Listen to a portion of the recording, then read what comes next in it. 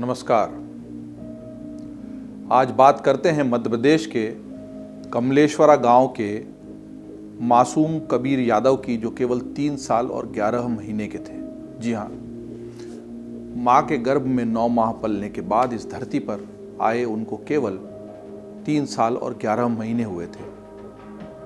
24 और 25 अगस्त को उनकी तबीयत खराब हुई और पास में ही छिंदवाड़ा के परासिया के सरकारी अस्पताल में उनको ले जाया गया। डॉक्टर प्रवीण सोनी ने उनको दवाइयां दी और उसमें एक कफ सिरप भी दिया।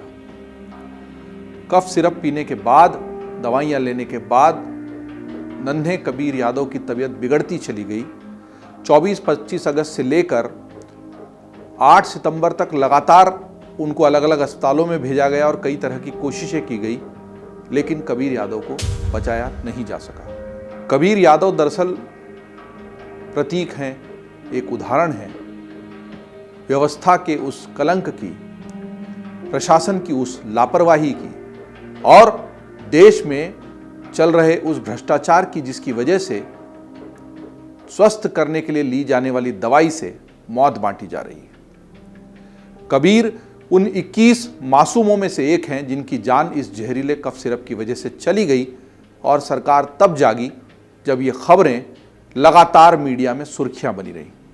जी हाँ, बात समझने और समझाने की ज़्यादा है नहीं, लेकिन सोचने की ज़रूर है कि जिस मीडिया को लेकर आप लगातार उंगलियां उठाते हैं और तोहमतें लगाते हैं, और ये मैं कहूँगा कि जिस तरह सब जगह कमियां हैं मीडिया में भी हैं, लेकिन मीडिया नहीं होता तो जिम्मेदार ये कहकर पल्ला झाड़ लेते कि कफ सिरप में सब कुछ ठीक है, सब कुछ चलता है। मीडिया नहीं होता तो शायद निर्भया कांड उस तरीके से सामने नहीं आता और दोषियों को सजा नहीं मिलती, और मीडिया नहीं होता तो आरजी कर मामला भी उस तरीके से, और ऐसे हजारों लाखों मामले हैं जो इस वजह से सामने आए और चर्चा में आए कि लगातार उसका पीछा किया गया। कबीर यादव के घर परिवार वालों को भी ये लगता रहता कि कुछ गड़बड़ हो गई, बच्चे की तबीयत संभल नहीं पाई। डॉक्टर साहब ने तो बहुत कोशिश की, या वही डॉक्टर साहब जो प्रवीण सोनी अब सस्पेंड हो गए हैं इतनी चर्चा के चलते। कई अधिकारी भी सस्पेंड हो गए। अचानक से सरकार भी अलर्ट हुई, मुख्यमंत्री को दौरे करने पड़े, बयान पे बयान जारी करने पड़े। राजस्थान में भी कार्रवाई हो रही है, हरकतें हो रही हैं, मध्य प्रदेश में भी हो रही है। मध्य प्रदेश और राजस्थान मिलाकर 21 मासूमों की जान जा चुकी है। ऐसा भयानक कफ सिरप, उसमें एक ऐसा दूषित केमिकल जो होना ही नहीं चाहिए या बहुत ही सूक्ष्म मात्रा में होना चाहिए, वो 43-44% तक मिला दिया जाए, मौत का ये कफ सिरप बढ़ता रहे और किसी को पता ही नहीं चले। और ये मामले अपने आप में अलग ही रहते, आइसोलेटेड रहते, और सबको लगता कि हमारे बच्चे की तबीयत बिगड़ गई और संभाली नहीं जा सकी, और ये हमारा दुर्भाग्य है कि हमारा बच्चा चला गया और वो केवल बीमारी की वजह से गया। डॉक्टर साहब ने तो बहुत कोशिश की। इस जहरीले कफ सिरप और उसके पीछे चल रहे पूरे एक गैंग की, रैकेट की सारी करतूतें उजागर ही नहीं हो पाती अगर इन सारी मौतों को आपस में जोड़कर लगातार मीडिया में सामने नहीं लाया गया होता। बात को समझो, में दर्द है इन मासूमों की जान जाने का, और गुस्सा है, क्षोभ है, आक्रोश है कि व्यवस्था इतनी लचर और लापरवाह क्यों है कि ये जो स्वास्थ्य बांटने वाली दवाइयां हैं वो मौत बांट रही है, और हम उसको इतने हल्के में लेते रहे लंबे समय तक। सबसे पहले समझते हैं कि मामला पूरा है क्या। दरअसल सर्दी खांसी के चलते दूषित कफ सिरप पीने की वजह से मध्य प्रदेश और राजस्थान में अब तक कम से कम 22 बच्चों की मौत हो चुकी है। जी हाँ, कम से कम 22 इसलिए कि अभी और ऐसे मामले सामने आए नहीं है, आते जा रहे हैं एक के बाद एक। जब लोग अखबारों में पढ़ रहे हैं, वेबसाइट पर देख रहे हैं, इस तरह के वीडियो देख रहे हैं अपने अपने मोबाइल पर, तब उनको समझ में आ रहा है कि अरे मेरे बच्चे का मामला भी कहीं इस कफ सिरप से जुड़ा हुआ तो नहीं है। यह आंकड़ा 22 पर ही थमे, इससे आगे नहीं जाए, ईश्वर से यही प्रार्थना है। लेकिन अभी तक 22 बच्चों की मौत हुई है और वो कबीर यादव इन्हीं 22 बच्चों में से एक था। सबसे ज़्यादा मामले मध्य प्रदेश के अकेले छिंदवाड़ा जिले से आए हैं और यहाँ पर अब तक 16 बच्चे जहरीले कफ सिरप की वजह से जान गंवा चुके हैं। इनमें 6 महीने से लेकर 7 साल तक के बच्चे शामिल हैं। मध्य प्रदेश के ही बैतूल से 2 और पांडुरना में 1 बच्चे की मौत का मामला सामने आया है। वहीं राजस्थान में सीकर, चूरू और भरतपुर में 1-1 बच्चे की मौत दूषित कफ सिरप से हो चुकी है। ये मौतें दूषित कफ सिरप से बच्चों की किडनी फेल होने की वजह से हुई हैं। जिन बच्चों की मौत हुई उनमें से कई किडनी बायोप्सी जांच कराई गई और इस बायोप्सी की किडनी की जो बायोप्सी जांच हुई उसमें पता चला कि कफ सिरप में मिला डाइइथिलीन ग्लाइकोल। जी हाँ, ये वो दूषित रसायन है, वो केमिकल है जिसकी वजह से बच्चों की जान गई है। ये जो डाइइथिलीन ग्लाइकोल मिला हुआ सिरप था इन बच्चों को दिया गया था, इससे इनकी किडनी ही फेल हो गई। जैसा कि कबीर यादव की मां ने भी अपने जो जानकारी मीडिया को दी और अमर उजाला के प्रतिनिधि से भी बात की, कहा कि सिरप देने के बाद ही बच्चे क्या पेशाब ही आना रुक गया, मतलब उसकी किडनी फेल हो चुकी थी। ये जो केमिकल है जो इस मामले में सबसे बड़ा गुनहगार है, क्योंकि लोग तो गुनाह अपना मानने को तैयार नहीं है, इसको मिलाने वाले भी शायद बच जाएं, तो अपराधी नंबर 1 तो डाइइथिलीन ग्लाइकोल ही हुआ। क्यों जनाब, कितना शर्मनाक लापरवाही है। लेकिन ये जो डाइइथिलीन ग्लाइकोल है इसके बारे में भी थोड़ा समझ लेते हैं। हमने डॉक्टरों से बात की, डॉक्टरों ने जो बताया वही हम आपको बता रहे हैं और डॉक्टरों द्वारा साझा की गई जानकारी के आधार पर ही मैं इस डाइइथिलीन ग्लाइकोल नामक विलन की जानकारी आप तक पहुंची। ये अपने आप में विलन नहीं है, यह रसायन कई जगह उद्योगों में उपयोग में भी आता है। इसको गलत मात्रा में मिलाने वाले और उस कफ सिरप को बिना जांच किए बाजार में बेचने वाले और बांटने वाले और वो डॉक्टर जो इसको प्रिस्क्राइब कर रहे थे वो सभी इस पूरी श्रृंखला में शामिल हैं और वही दोषी। बहरहाल डॉक्टरों के मुताबिक डाइइथिलीन ग्लाइकोल एक औद्योगिक सॉल्वेंट है जिसका उपयोग विभिन्न उत्पादों में किया जाता है। इनमें एंटीफ्रीज, ब्रेक द्रव, वॉलपेपर स्ट्रिपर और कपड़े और उसके रंग बनाना, डाई बनाना शामिल है। ये सस्ते और रंगहीन तरल पदार्थ होते हैं या दरअसल जो अवैध रूप से दवाओं में प्रोपिलीन ग्लाइकोल के विकल्प के रूप में उपयोग में लाए जाते हैं। तो दरअसल प्रोपिलीन ग्लाइकोल को मिलाना चाहिए लेकिन वो महंगा होता है, तो डाइइथिलीन ग्लाइकोल को मिला दिया जाता है।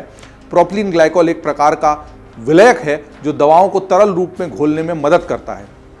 जहां प्रोपिलीन ग्लाइकोल नियंत्रित मात्रा में सुरक्षित है, वहीं डाइइथिलीन ग्लाइकोल को इंसानों के लिए खतरनाक माना जाता रहा है।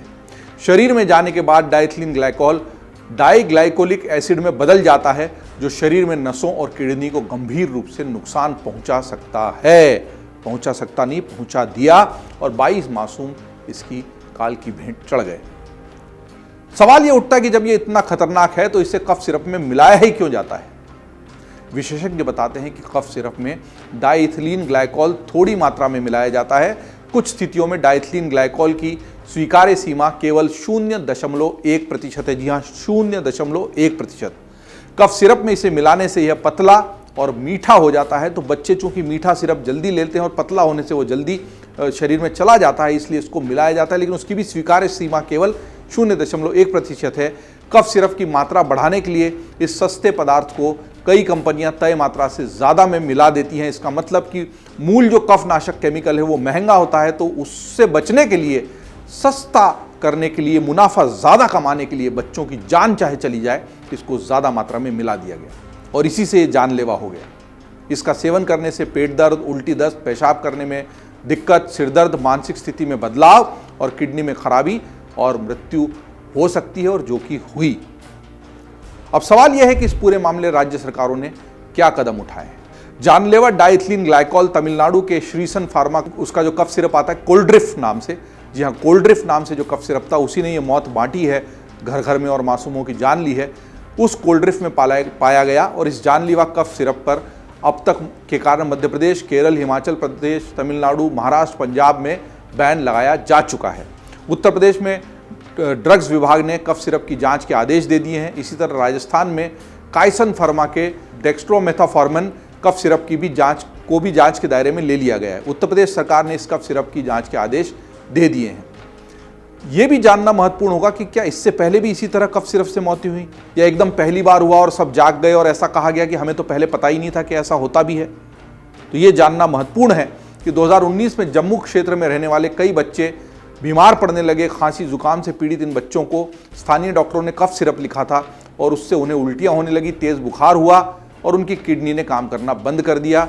इससे 2 महीने से 6 साल की उम्र के 11 बच्चों की मौत हो गई थी। जांच में पता चला कि डिजिटल विजन नामक एक भारतीय दवा कंपनी के बने कफ सिरप के 3 सैंपल में डाइइथिलीन ग्लाइकोल पाया गया था। मतलब 2019 में भी 11 बच्चों की जान ये डाइइथिलीन ग्लाइकोल कफ सिरप में मिलकर ले चुका है और उसको मिलाने वालों पर जो कार्रवाई हुई वो भी अभी संदिग्ध है।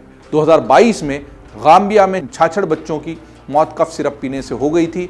यह कफ सिरप भारत में बने थे मतलब भारत से गाम्बिया भेजे गए और गाम्बिया में भी 66 बच्चों की मौत का जिम्मेदार कफ सिरप बना। मतलब देश में नहीं विदेश में भी इस कफ सिरप ने मौत बांटी और भारत का नाम भी खराब किया। यह कफ सिरप भारत की कंपनी में बना था। विश्व स्वास्थ्य संगठन ने इसे लेकर चेतावनी भी जारी की थी। मेडन फार्मास्यूटिकल्स लिमिटेड नामक कंपनी द्वारा बनाए गए इस सिरप के सैंपल की जांच में पाया गया कि इसमें भी डाइथिलीन ग्लाइकोल और एथिलीन ग्लाइकोल पदार्थ बहुत अधिक मात्रा में थे। मतलब 2019 की जम्मू की घटना और 2022 की गाम्बिया की घटना जो विदेश में घटना घटी उससे भी कोई सबक नहीं लिया गया। कंपनियों में डाइथिलीन ग्लाइकोल को मिलाने का शर्मनाक खेल जारी है। मासूम अपनी जान गंवा रहे हैं और प्रशासन, सरकार और जिम्मेदार लोग केवल तमाशा देख रहे हैं। लगातार मीडिया में आने से ये सामने आया है तथ्य, इस तरह का कृत्य हुआ है, इस तरह की लापरवाही हुई है। इसीलिए कोशिश होती है कि अगर इस तरह की लापरवाही है, इस तरह की कोई घटना हुई है तो उसको उसी तरीके से प्रस्तुत किया जाए, सामने लाया जाए। बात को समझना इसलिए भी ज़रूरी है कि हम अपने आसपास जब इन घटनाओं को देखते हैं और हमें लगता है कि अपने आप में एक घटना है और हो सकता है कि कोई रिएक्शन हो गया हो दवा का या अपने आप में एक ही घटना हो, लेकिन जब हम उन बिंदुओं को जोड़ते हैं तो ये भयावह तथ्य सामने आते हैं। मैं फिर से कहता हूँ कि उम्मीद ही कर सकते हैं कि ये मौत का आंकड़ा 22 पर ही थमे, इससे आगे किसी बच्चे की जान नहीं जाए। और जो लोग इन हत्याओं के जिम्मेदार हैं, जी हाँ, इन बच्चों की मौत नहीं हुई, उनकी हत्या की गई है, उन पर जो कार्रवाई होगी वही नज़ीर बनेगी कि अब फिर से 2019 और 2022 जैसे घटनाक्रम नहीं दोहराए जाए।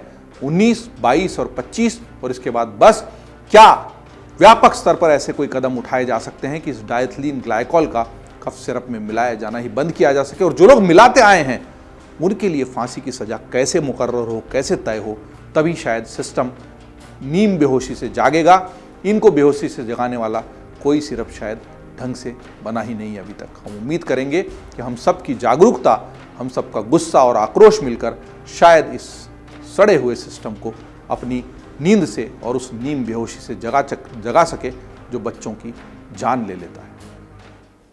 अगर आप ये वीडियो YouTube पर देख रहे हैं तो हमारे चैनल को सब्सक्राइब कर बेल आइकन दबाएं और Facebook पर देख रहे हैं तो हमारे पेज को लाइक करें।